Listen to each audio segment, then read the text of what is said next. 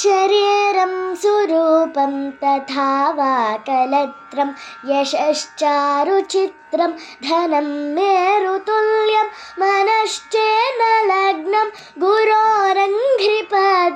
ततः किं ततः किं ततः किं ततः किम्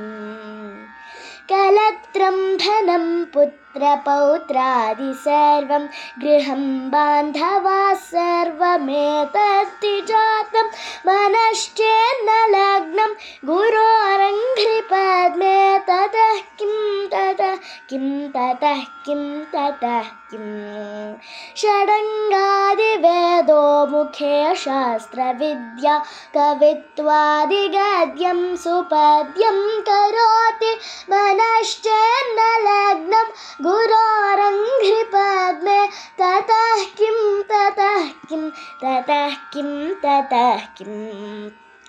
विदेशेषु मान्यस्वदेशेषु धन्यः सदाचारवृत्तेषु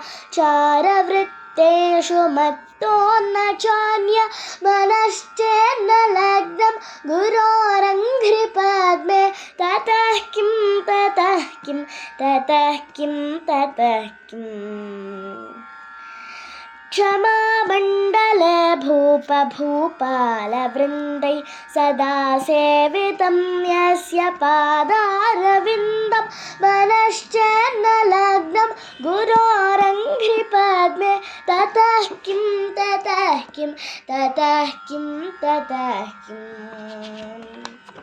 यशो मे गतं दीक्षुदानप्रतापाज्जगद्वस्तु सर्वं करे यत्प्रसादात् मनश्चेन्न लग्नं गुरोरङ्घ्रिपद्मे ततः किं ततः किं ततः किं ततः किम्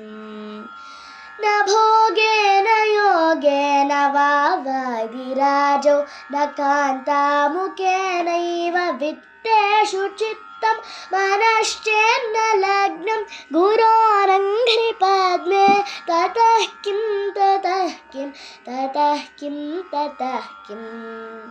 अरण्येन वा स्वस्य गेहेन कार्ये न देहे मनो वर्तते मे त्वनर्घ्ये मनश्चेन्न लग्नं गुरोरङ्घ्रिपद्मे ततः किं ततः किं ततः किं ततः किम्